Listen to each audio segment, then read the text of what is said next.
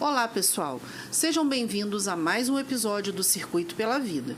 E hoje temos como referência a vivência de uma familiar de um adicto e todo o processo de superação vivenciado por ela junto ao seu esposo.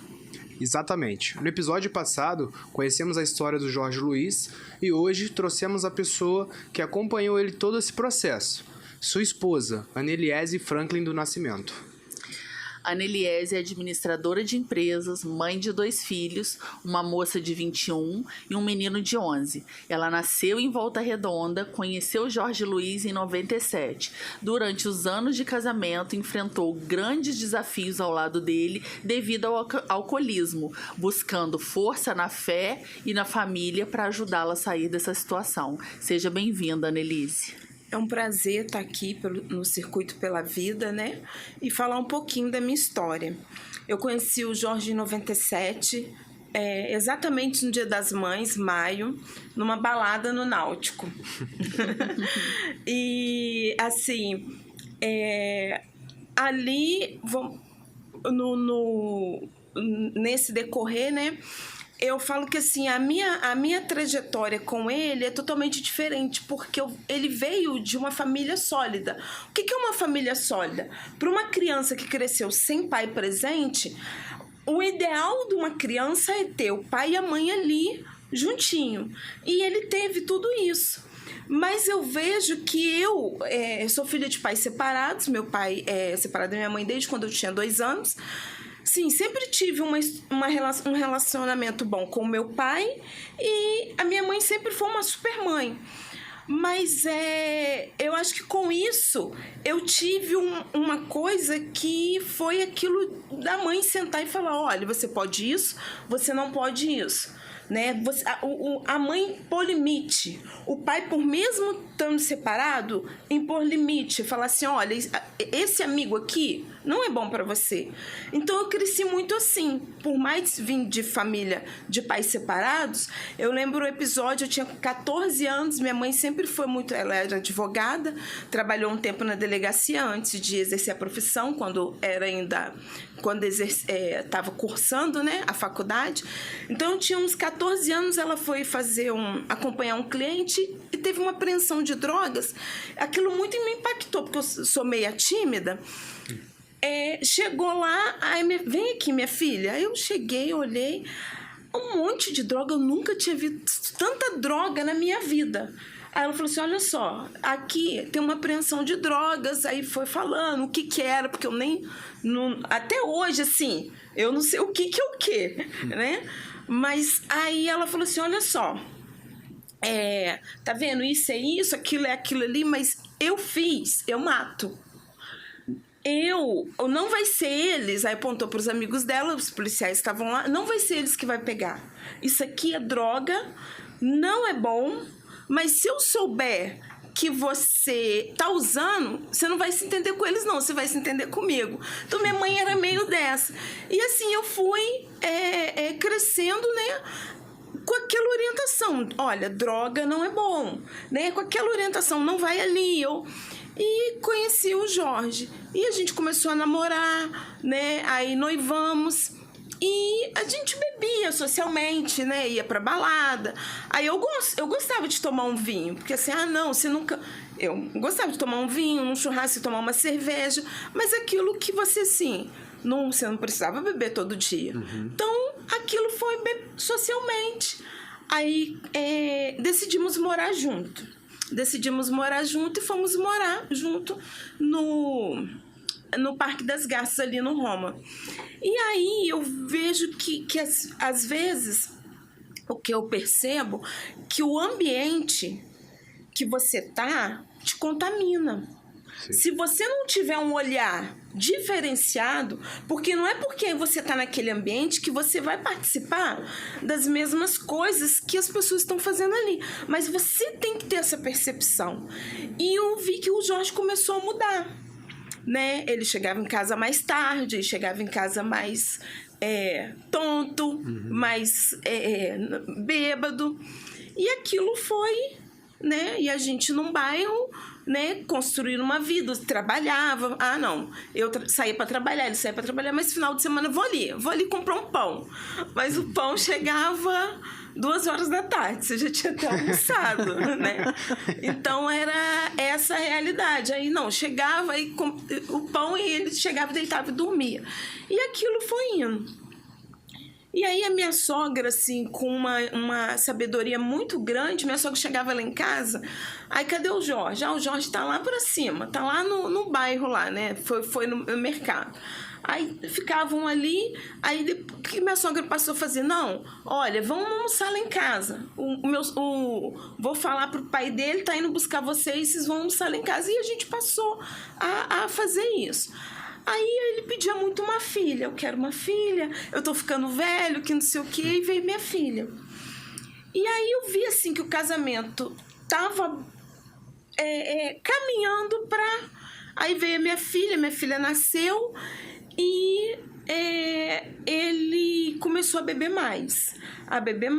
Eu lembro um episódio muito crucial, muito marcante, que assim, a gente tinha um vizinho lá na época, era bem mais velho que a gente, né? Mas assim, vizinho, às vezes a esposa dele precisava sair e deixava até, eu falava, não, deixa as crianças comigo, porque você sabe que ela tinha 6 filhos. E a gente era um casal novo ali da rua. Eu achava bonito que um dos filhos chegava para mim e falava assim, ô, dona Anne, você quer que eu vá no mercado comprar pão? Porque era um bairro pequeno, um bairro, né? Aí eu falava, não precisa não. E aí teve um dia que o Jorge começou a ficar muito com o esposo dela e os dois bebiam muito. Aí ele começou a beber mais o álcool, né? O álcool começou a entrar na vida dele, assim, crucial. Ele ia trabalhar tudo, mas quando você achava um cantinho, tinha uma barrigudinha lá. E aí o que me marcou foi um dia que o Jorge tinha ido lá pro mercado e voltou. Aí nisso ele falou, eu vou no Wilson, esse rapaz. Aí ele falou assim, eu vou ali no Wilson, vou lá em cima com ele. Eu falei, tá. E eu fazendo alguma coisa dentro de casa, eu não tinha minha filha ainda. Aí daqui a pouco veio ele e falou assim, Anne, o Wilson tá morto. Eu, como assim? Ele botou a corda no pescoço, pendurou e caiu. Ele se desequilibrou, falou, não, a mulher brigando com ele, não, o Wilson tá morto. E aí eu falei, gente, que coisa. Aí as crianças vindo do colégio, e eu abracei as crianças, levei para minha casa para não ver o pai daquele jeito. E aí aquilo já começou, né? Porque assim, eu com uma base da minha mãe conversando com ela tudo, aquilo já começou um alerta. Aí minha filha nasceu e minha mãe já estava na igreja, minha avó também. Eu ia, mas não me firmava. Aí comecei a buscar mais. Falei, gente, não é isso que eu quero. Se eu constituir uma família, eu quero meu marido bem. Então eu não queria que aquela coisa de, poxa, você tá num lugar, daqui a pouco seu marido tá saindo torto porque já bebeu demais. Então aquilo foi... E a pessoa que bebe, ela não se dá conta. Quando vê, ela já tá no grau que ela não tá aguentando nem as pernas. E aquilo começou a decair, né? Começou E eu lembro que no aniversário de 1 ano da minha filha, a gente fez e eu falei, não vai ter bebida. Não vai ter bebida, vai vir gente da igreja, não vai ter bebida. Aí eu lembro que na hora da festa, tá todo mundo lá, meu marido saiu com os amigos, com um casal de amigos, e foi pro barzinho beber. Deixou a festa e foi beber. E eu ali. Aí você procura daqui, né? Você quer cantar parabéns, você procura daqui. A criança precisa dormir, né? Porque aniversário de 1 ano, você quer... E aí daqui a pouco eles voltaram. Tá. Aí cantamos parabéns, tudo, e aquilo foi indo. E aí, com 1 ano e meio, minha filha fez 1 ano e meio, minha sogra falece. E aí o Jorge entra numa depressão profunda. E eu lembro que foi muito forte para mim, que no dia que minha sogra faleceu, ele estava trabalhando à noite, ele tinha acabado de chegar em casa, eram umas 6 horas. E o meu sogro ligou, meu sogro foi militar, então meu sogro, eu quero falar com o Jorge, falei, ele acabou de dormir, era umas 7 horas. Ele trabalhou a noite inteira, chegou, Sim. né? Aí, não, eu quero falar com ele. Falei, meu sogro, ele acabou de dormir. Aí, então você avisa que a mãe dele morreu. Nossa. Aí aquilo eu fiquei assim, eu falei, meu Deus, como que eu vou avisar? Eu liguei pra minha mãe, ó, aconteceu isso, ela, minha filha, deixa ele dormir. Deixa ele dormir até 10h30. Quando for 10h30, você acorda ele, traz a Tiffany pra cá e aí vocês vão pra lá. E aí eu fiquei naquilo, né? Como que eu vou dar a notícia? Eu nunca tinha dado uma notícia, né? Sim. Aí ele acordou, eu fui, dei a notícia pra ele. Aí eu acho que deu um choque, né? Porque a pessoa fica meio assim. Aí descemos, nos arrumamos, deixei na minha mãe. Aí ele virou, a reação dele foi tão assim que ele virou e falou assim pra mim, vamos no mercado. Eu falei, não, nós vamos lá na casa da sua mãe, sua irmã tá lá, tá todo mundo lá para os preparativos. Não, vamos no mercado. Eu falei, não. Aí minha mãe falou assim, minha filha, vai no mercado. Aí eu falei, mãe, vai no mercado. Aí fui no mercado, fiz compra, voltei, deixei na minha mãe e fui pra minha sogra. Lá pra casa da minha sogra, tudo direitinho. E aí, quando eu voltei, ele não falava, ele não se esboçava. Quando eu voltei pra casa, que teve todo o processo, ele deitou e aí ele só levantava, né? Comia alguma coisa raramente, você tinha que forçar. E até que um dia, uma semana depois, eu falei, não, peraí. Eu preciso que ele reaja. A gente tem uma filha de 1 ano e meio. Uhum. Eu preciso... Aí eu sentei com ele e falei assim, olha só, eu sei da sua dor, eu sei, não é fácil, mas você tem uma filha. Eu preciso que você reaja. Então ele começou a ir trabalhar. Mas aí eu vi que assim, a bebida, né? Aquele era o socorro, né? Ali constante. E foi indo. Aí a gente acabou mudando lá para onde minha mãe tinha uma casa, eu construí ali um tempo. Construímos uma casa ali e mudamos, saímos da onde a gente estava, que era a casa da minha sogra. Meu sogro precisou, a gente foi para lá. E ele trabalhava tudo, mas assim, final de semana era barzinho com os amigos e bebida.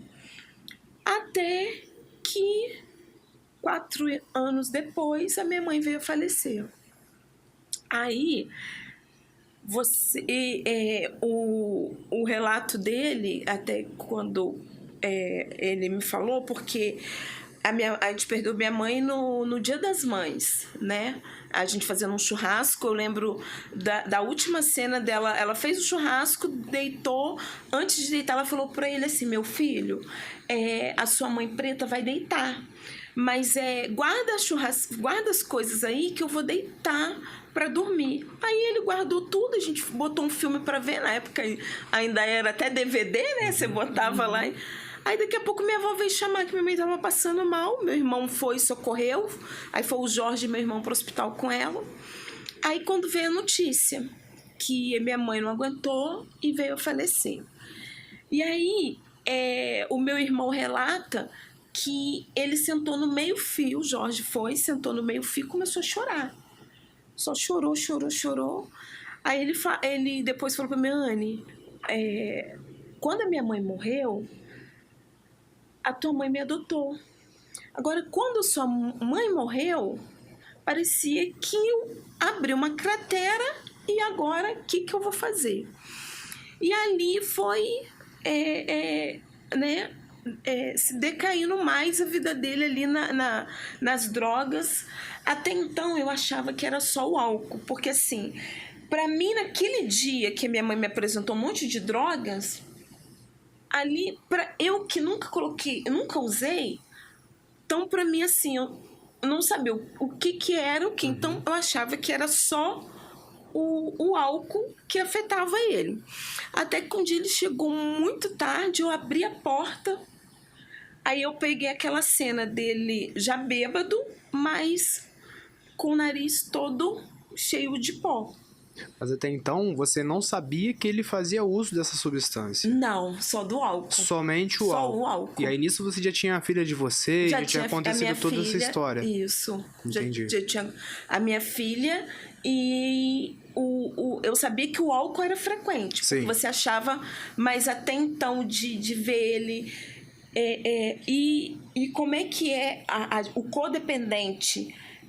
às vezes você não tem noção, a gente Sim. da família, porque às vezes a pessoa, a droga, hoje a gente trabalhando com os adictos, porque cada um age de um jeito, Sim. reage de um jeito, Sim. né? Então, assim, ele já tinha o álcool ali, que ele já estava, então eu não tinha aquela noção, né, da cocaína, né, que ele já tinha usado maconha quando era criança, eu não, assim, mais adolescente. Sim. Então eu já não, porque eu comecei a namorar ele, eu tinha 18 e ele tinha 23, Sim. né, então assim, essa parte eu não... Ele não tinha te passado, né? Não tinha me passado esse né, roteiro. E a alteração do comportamento mediante o uso do álcool, ela se torna mais evidente do que das outras substâncias.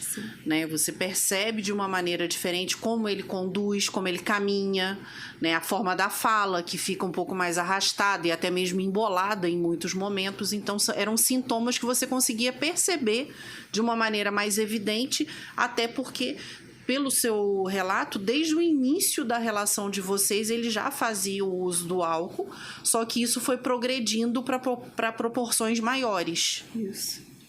Muitas famílias, Anne, não sabem lidar, né, com a pessoa dependente, com o adicto.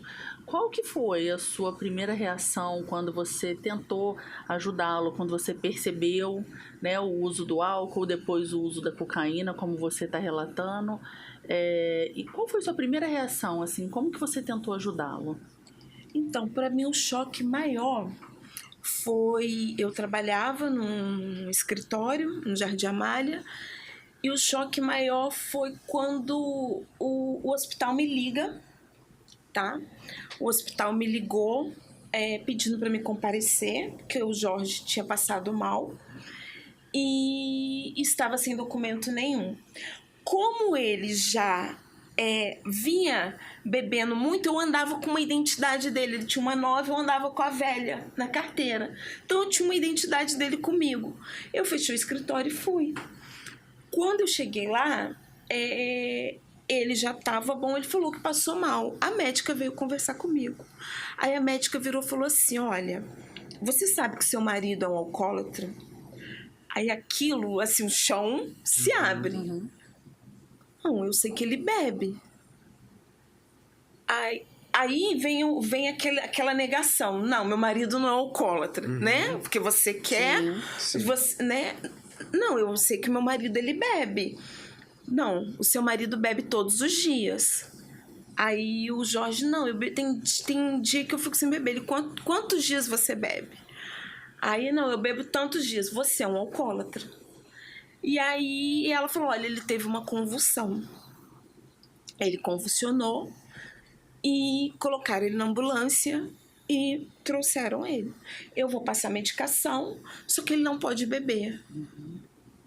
Só que o médico, ele te fala isso eu recebi isso com um diagnóstico assim, você tem que cuidar porque ele não pode beber. Eu falei, mas doutor, eu trabalho, eu não tenho como ficar ali.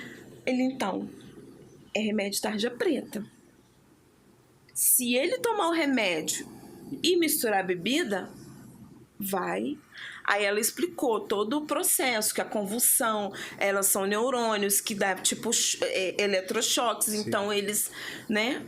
E aí começou ele tomar remédio. E ele não parou de beber. E eu não conseguia ali...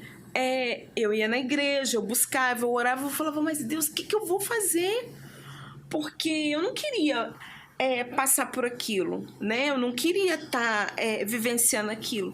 E aí eu lembrei, né, da minha infância. Eu lembro que eu era pequena, tinha um casal de amigos que morava assim no apartamento de frente, que às vezes o marido chegava bêbado e brigava com a mulher. Eu lembro que minha mãe entrava na frente e apartava. Então você cresce com aquela imagem. Falava, não. Aí eu comecei, não quero isso pra minha filha. Sim. E você tentando, né? O problema todo é que ele ia na igreja às vezes, mas até no depoimento que ele dá, no testemunho que ele dá, que ele ia na igreja, aí na hora da oferta, o pastor, vamos ofertar. Ele descia, ia no barzinho da frente, ele bebia, colocava um cravo na boca e subia. Olha só. Aí eu falava, Senhor, como que ele vai mudar? Sim. Não tem como. E ele começou a ter vários sintomas de convulsão. Vira e mexe, ele estava tendo convulsões.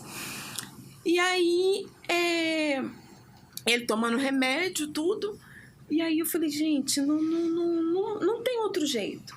E aí, quando veio o start, eu falei que eu não quero mais. A minha filha tinha uns 6 anos, 7 anos. Foi quando eu chego do serviço, eu pego a minha filha no banheiro, que ela pegou uma barrigudinha atrás da pia, daquelas pias que tem em pezinho, pegou uma barrigudinha, abriu, e eu vejo, filha, o que você tá fazendo? Ela, mãe, eu não quero que meu pai beba. E ela virando. Com 6 anos. Com 6 anos. Nossa. E aí eu falei, não, eu não quero isso pra minha Você filha. entendeu como aquilo estava impactando já ela, né? Entendeu? Porque assim, os filhos, eles absorvem. Não adianta você falar pro seu filho assim, não faz isso, mas ele vê você fazendo, ele vai fazer. Porque ele absorve o que você faz, o seu exemplo, ele não absorve o que você fala. Sim. Então aquilo, eu falei, não, eu não quero isso pra minha filha. E aí eu comecei, Jorge, ela chamava, ela dançava na igreja, ela ministrava, ela participava de teatro, ela cresceu no ambiente evangélico. Então, e ele ia para ver ela dançar, tudo, mas não tinha aquela mudança, não tinha aquela virada de chave. Aí teve um dia que eu cheguei cansado, eu falei, não.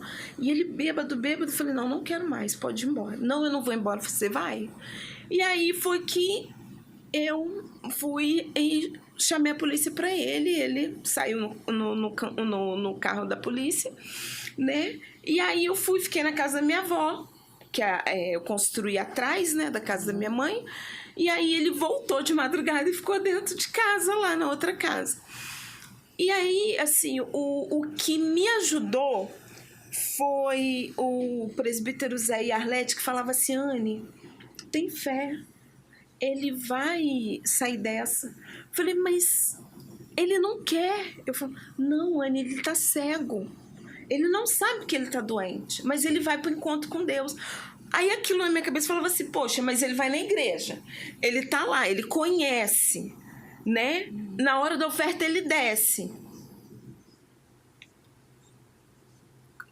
Ele vai pro encontro, ele tá dentro da igreja. Sim. Aí, não, Anne, dá uma chance. Aí a gente estava separado de corpos. Ele lá, falei, gente, eu não acredito. E aí ele foi pro encontro. E nesses 3 dias ele fala que ele foi pro encontro e no encontro ele tinha feito o propósito de parar de beber. Porque ele fumava, né? Ele tinha feito o propósito de parar de beber. E quando ele volta do encontro, o encontro você vai na sexta e você volta no domingo. Quando ele voltou do encontro, quem foi buscar foi até o presbítero Zé Raimundo. Eu não fui buscar. Eu falei, não vou. Eu tava, sabe aquele, não quero nem... Porque eu falei, a pessoa, você fala, não, vai mudar. Como que vai mudar? Aí o Zé pegou ele, foi para casa, e aí todo mundo que vai no encontro, depois vai pro culto à noite. Ele se preparou, foi pro culto. Aí chegou no culto, tá ele com aquele papel lá, batismo. Eu olhei para aquilo, eu olhei de novo. Eu falei, se batizou? Ele batizei. Depois a gente fala, batizou? Mas no encontro não batiza. Não, batizei. E Deus usou naquele encontro o evangelista, né, o Hamilton Daniel, da Família Viva, para batizar o Jorge e mais um que estava lá. E eu falo que essa virada de chave, eu acho que foi para ele, porque o outro que batizou, ele não tá firme, ele se afastou. E eu falo que assim, tudo tem um propósito de Deus. Sim. E ele voltou e eu falava assim, não, agora eu quero ver. Sabe aquele Tomé, ver para crer, né? Então eu falava, não, será que é verdade? Porque você via que ele já conhecia um pouco da palavra. Sim. Ele já estava caminhando, mas ele não tinha forças para sair.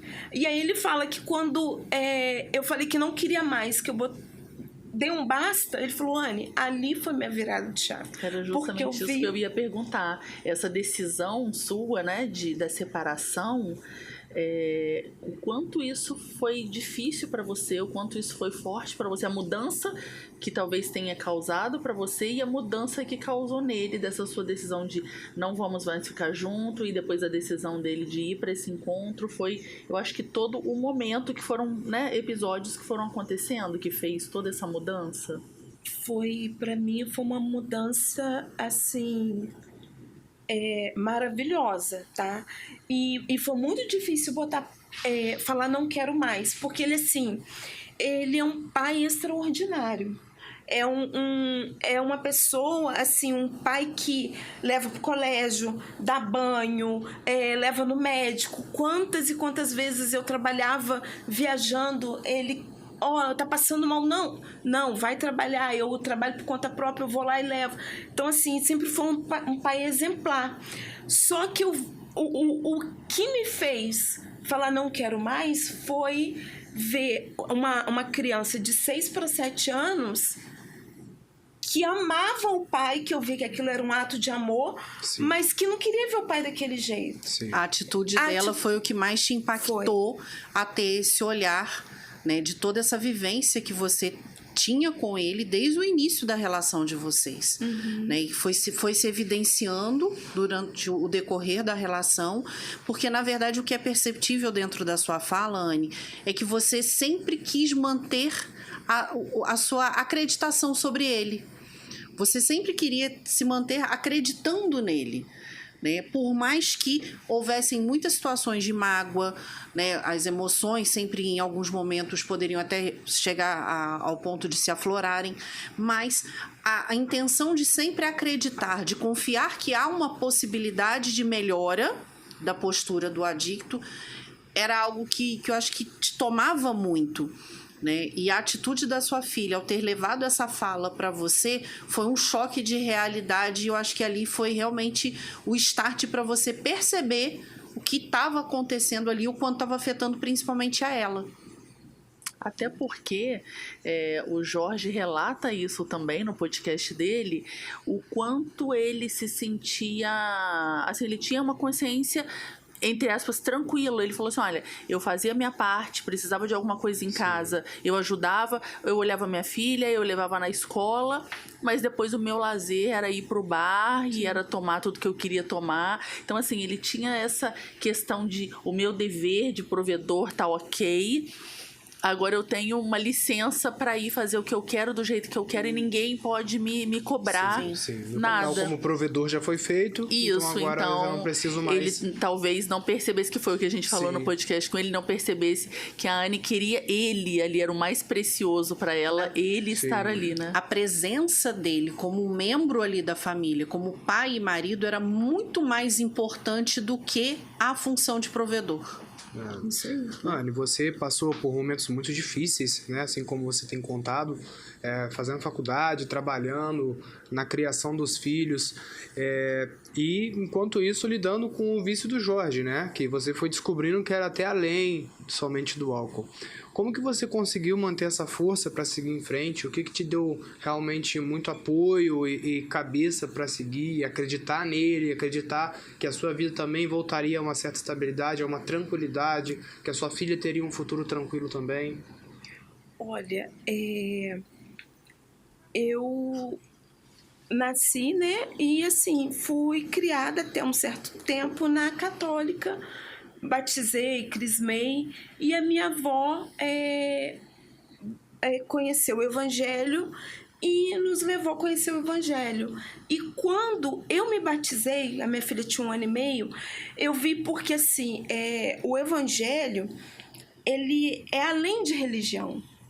O Evangelho, ele não é uma religião. Jesus, ele não veio falar que eu sou católico, eu sou evangélico. Jesus, ele veio pregar o amor. Ele veio falar assim para o cego: olha, você quer enxergar? Eu sou a cura, eu vou te dar a cura.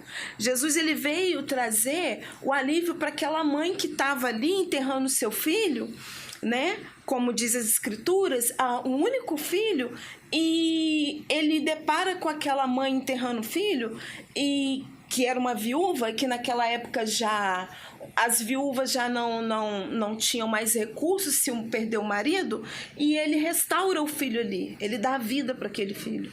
Então, eu comecei a buscar.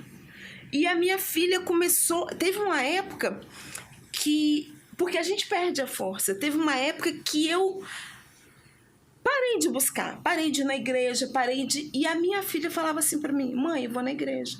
Você vai? Eu não. Ela: mãe, mas eu vou. Ela ligava pro Zé, falava: tio Zé, eu quero ir na igreja. Eu atravessava a rua, o presbítero Zé levava ela.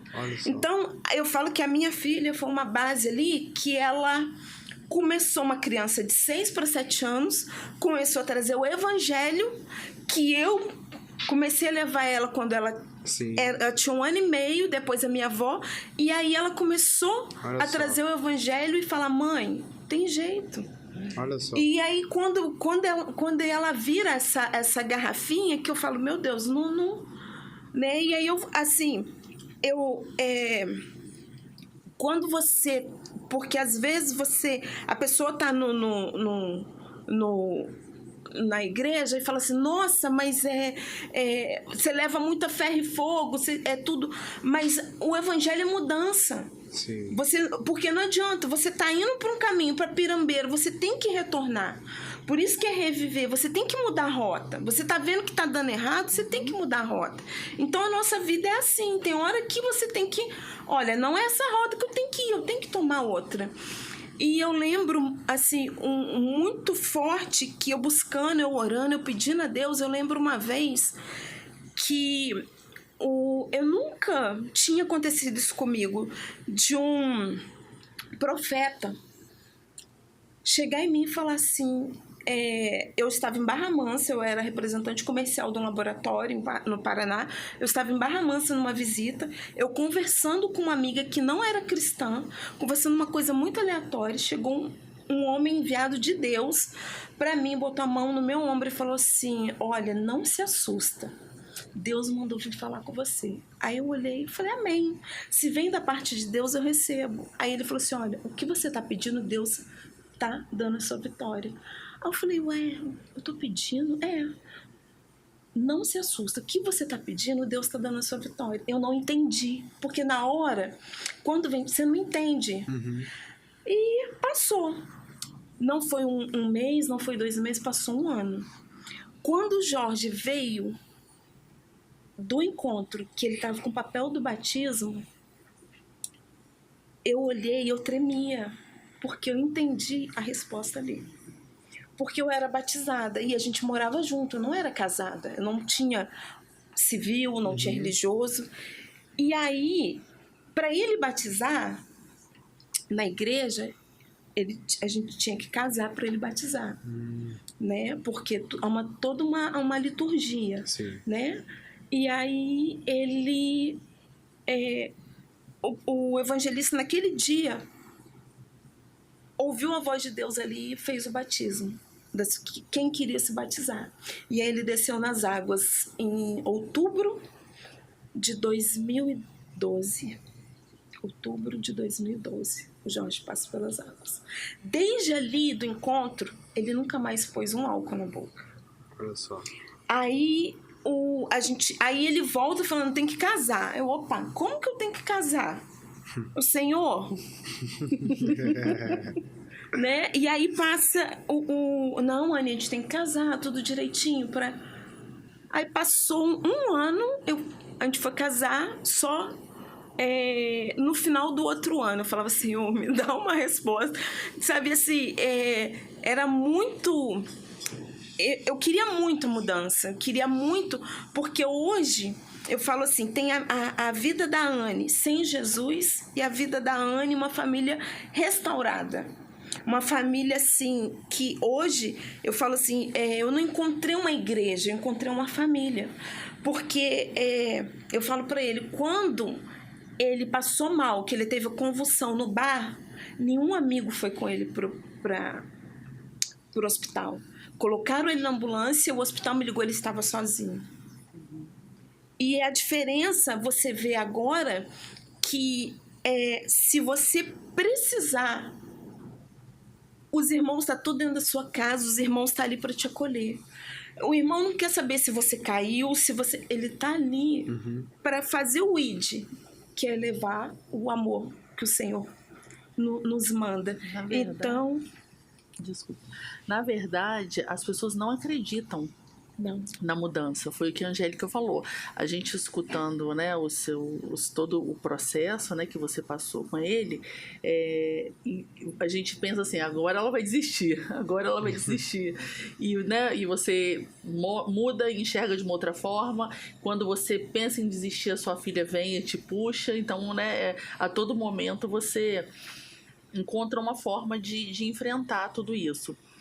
E no caso, assim, para você, essa transformação, quando ele voltou, né, que você fala do encontro e que ele não colocou mais nenhum álcool na boca, como que foi até você voltar a acreditar? Porque a gente entende que a família passa por isso, né, de não acreditar na pessoa, né, dessa desconfiança o tempo inteiro, você fala assim, agora que eu decidi que eu não quero mais, ele volta renovado e quer casar. E complementando a pergunta da Cris, Anne, já tem 12 anos que o Jorge não faz consumo de substâncias, que ele está se mantendo firme no processo dele, né, de recuperação. Como que isso impacta, né, a vida de vocês? Como é que isso se tornou a diferença da vida de vocês enquanto casal? Porque a gente percebe que os traços da codependência impedem em muitos momentos a real percepção do grau de consumo, de uso do dependente dentro das relações mais próximas, né? E já são 12 anos dentro desse processo de superação, de ressignificação da vida de vocês. O que você pode falar um pouco mais sobre isso, complementando a pergunta que a Cristi fez? Então, quando a gente trabalha até lá no projeto, eu costumo falar para os codependentes, que a gente tem que aprender a falar não, né? Que a gente tem que aprender a falar não. Isso não pode, isso não pode ser feito desse jeito. E quando o Jorge volta, que ele começa a caminhar, de início eu me afastei. Ele começou a caminhar sozinho. Que aí você busca querer a mudança, mas aí o que acontece?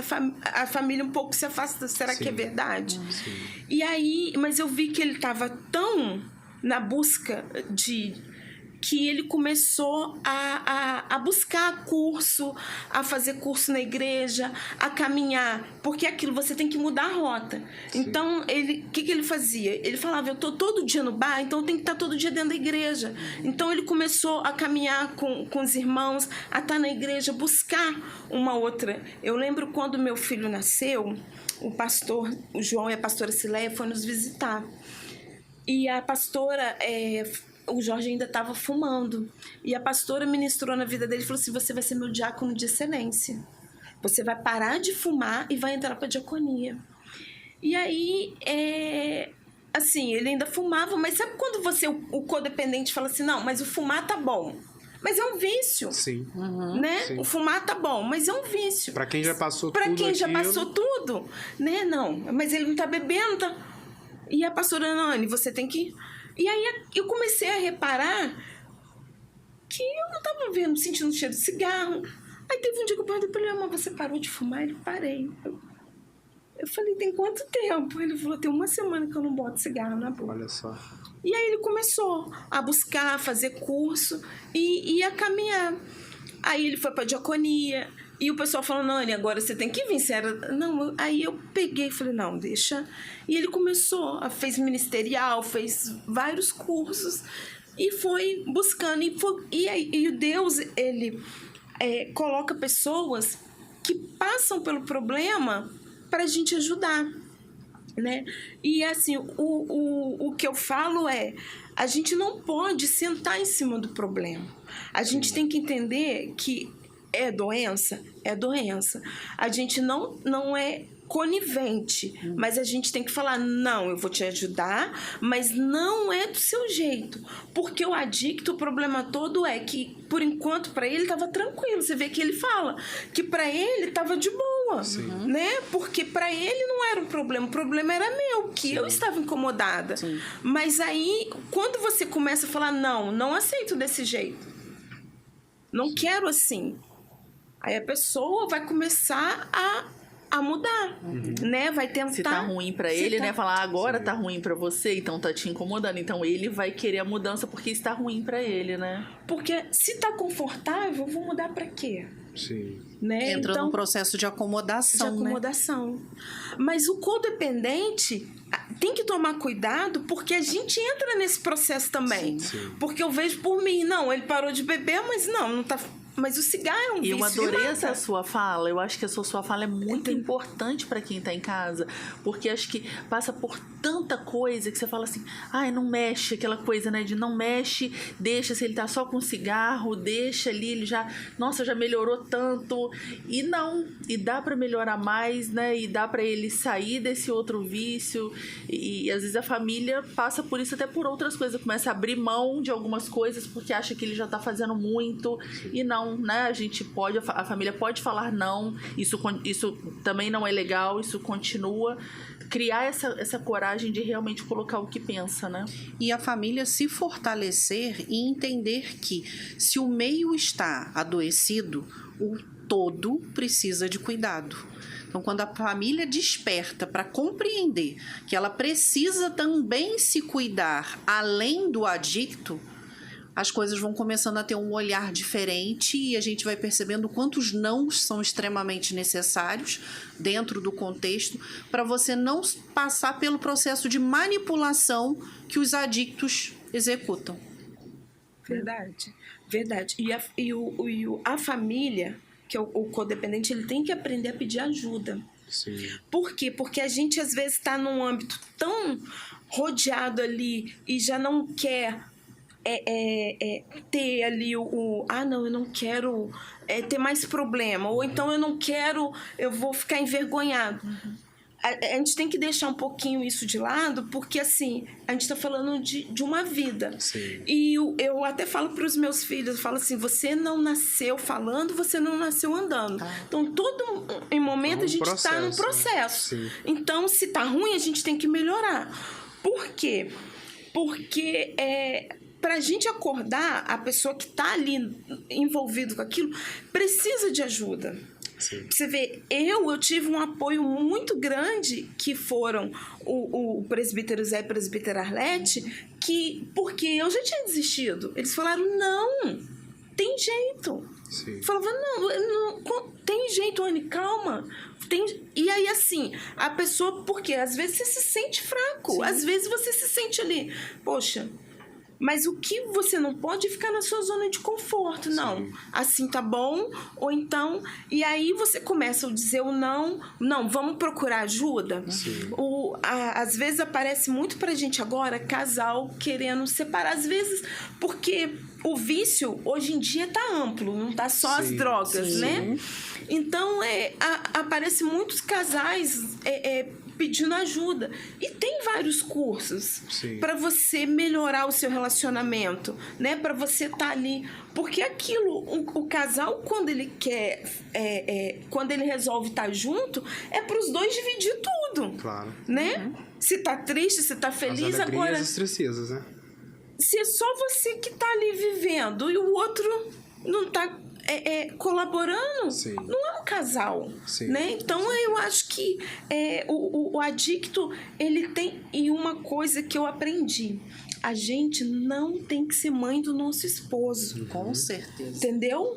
Porque o que acontece? Quando a gente é um codependente que tá trabalhando com o adicto ali, que tá vivenciando a esposa, ela não é mãe do marido dela. Sim. Então, a mãe, né? Eu falo que hoje eu sou mãe, a mãe ela tem que ser mãe e também falar o seu não ali, olha, desse jeito eu não aceito, porque toda casa tem que ter regra. Sim. Então, assim, você tem que falar, olha, eu não gostei desse jeito, vamos mudar, não tá bom. Pra tá melhorando. Sim. E o casamento, ele vai, né? E a gente começou a buscar vários cursos. Para casar, eu falo que a igreja, como ela é uma família, a gente fez o Casados para Sempre, né? A gente aprende muito, porque é um curso interdenominação, não tem, pode ser católico, pode ser... O curso é para a família aprender um escutar o outro, Sim. aquilo, sentar na mesa Sim. que se perdeu, você olhar no olho, né? Porque eu já fui procurada por casal, eu briguei com meu marido, a gente não tá conversando, mas você brigou como eu mandei uma mensagem para ele. Que relacionamento é esse? Sim. Então, assim, hoje eles perderam o sentido de relacionamento, pessoa, sentar, bater um papo, né? Tudo muito na internet, no celular. Então, assim, eu vejo que tem jeito. Sim. O vício, ele tem cura. A criança, ela não nasceu viciada. Sim. O adolescente, ele não nasceu viciado. Mas uma verdade que o Jorge fala é que quem chegar primeiro leva. Então, os pais, a esposa, a mãe, a família em geral, os avós, ele tem que acordar, Sim. né, para ajudar. Porque o que eu vejo mais relato é criança, gente, de 13, 14 anos. Uma criança entrando na drogadição, aprendendo como criança ali, né, já a beber, já a fumar, né? E assim, os pais, nessa área, os pais, eles têm que estar ali, dar um alerta, né? Porque às vezes, não, meu filho não sai de casa, mas seu filho às vezes está dentro do quarto se cortando. Exatamente. E eu acho muito importante a gente até ressaltar em cima dessa sua fala, Anne, o quanto é importante os pais irresponsáveis terem atenção sobre as alterações de comportamento que os seus filhos venham a apresentar no decorrer do dia a dia. Se perceberem, principalmente, seus filhos estão tendo alteração de comportamento, estão tendo traços de agressividade ou estão se isolando muito, é muito importante buscar ajuda, né? Porque com uma orientação na fase inicial, o processo se torna menos sofrido do que ele pode se tornar extremamente sofrido na progressão desse caminhar. Então, essa fala da Anne é muito importante para a gente contextualizar aqui, porque temos que ter atenção, devemos ter atenção sobre as nossas crianças, sobre os nossos adolescentes. Essas alterações de comportamento, elas precisam ser percebidas pela família, pelo contexto da escola também, que dá um apoio muito significativo no processo da educação, né, voltada à aquisição de conhecimento. Mas o olhar principal da formação daquela pessoa vem de dentro das nossas famílias. Anne, você citou que alguns casais chegaram a buscar vocês para, né, pedir ajuda. Eu quero te perguntar algumas coisas relacionadas a isso. Mas antes eu queria fazer um adendo dentro daquela sua fala que você disse que vocês receberam uma visita na casa de vocês quando você ganhou o seu filho, né? Que hoje tem 11 anos. Vocês receberam uma visita e acabou que uma dessas pessoas falou para você que o cigarro também diga não, né? É importante de ressaltar essa etapa também, é uma coisa compensando a outra. Ele saiu de um vício do álcool e já estava caindo para um outro tipo de vício que teoricamente, inconscientemente, ia suprir a falta que ele tinha de um outro vício passado, né? Isso é muito importante ter citado, porque tem muita gente que às vezes sai de algum vício, seja do cigarro, seja do celular, seja do álcool, e acaba entrando em um outro circuito de vício ou de rotina para ser algo compensatório dentro daquilo que ele vai sentir falta. Né? Comida, jogo, sexo, tudo isso tem que ser falado, porque a gente trata o vício apenas como álcool e drogas, e não é só isso. A gente tem N outras práticas, N outras outras rotinas que infelizmente se tornam um vício e traz N malefícios para essas pessoas, né? Agora, retomando a pergunta, você e o Jorge criaram um projeto Reviver, né? É um projeto muito bonito e vocês ajudam muitas pessoas, recebem muitas pessoas lá. Eu queria saber um pouquinho como que surgiu, de onde veio essa ideia, quando foi e hoje como é que vocês conseguem lidar com essas pessoas e com essas famílias. Olha, o Projeto Reviver, ele nasceu no coração do nosso pastor João Maciel. O nosso pastor, ele perdeu a filha com 16 anos, 16 ou 17, se eu não me engano, a Esther. A Esther, ela, quando ela tinha 10 anos, descobriu uma doença rara no pulmão. E a Estherzinha passou a andar com balão de oxigênio. E ela buscava muito, ela ia na igreja, ela participava dos jovens. E quando a Esther faleceu, o pastor, ele já tinha passado por, né, experiências tanto da bebida, né, na família dele, como ele, antes de ser pastor e ser cristão, ele já tinha bebido, né, porque o álcool assim, já passou pela vida de muitas pessoas. E tocou no coração do pastor abrir esse projeto, né, para estar ajudando as pessoas, porque assim, as pessoas, elas têm muita vergonha de pedir ajuda. E às vezes, quando vai pedir ajuda, já tá num extremo que às vezes, se você tivesse falado, assim, se tivesse buscado antes, né, estaria melhor do que no extremo que tá. Às vezes o filho já tá roubando dentro de casa, às vezes o filho já tá nas ruas e tá usando todos os dias. E com isso o pastor abriu esse projeto toda segunda-feira. Antes quem ministrava era o presbítero Carlos, né? E aí o presbítero saiu e o pastor chamou o Jorge, né, nos convidou para estar na frente desse projeto. De início, quando era assim que começou, o Jorge ia no projeto, eu não, né? E aí depois a minha filha já deu até um testemunho lá, né, no projeto, e aí foi caminhando e o pastor nos convidou e ele começou a estar de frente. E aí eu comecei a ajudar, né, a participar e assim, não tem como, porque se você ama vidas, você quer o bem das pessoas, então você abraça. E assim, eu fico muito impactada e muito triste quando você quer ali, porque às vezes a gente quer do nosso jeito, né? Sim. Mas cada um tem um processo. Então a gente tá ali na frente, já passaram várias vidas ali, várias pessoas.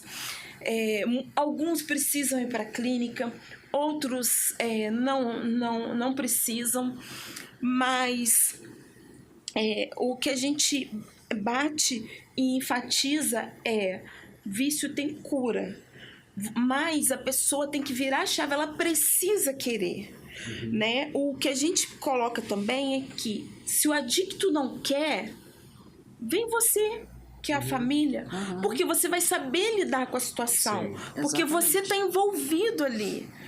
A família tendo base para lidar com a situação, a família vai começar a mudar. Facilitar o caminho dessa pessoa. Facilitar o caminho. E aí o adicto, o dependente, vai saber ali que, opa, tem alguma coisa diferente. Eu já não consigo mais com tanta facilidade. Você vê o relato do Jorge falar da mãe que pagava toda semana. Opa! Aí o adicto fala, não, agora eu não tenho mais quem me alivie. Sim.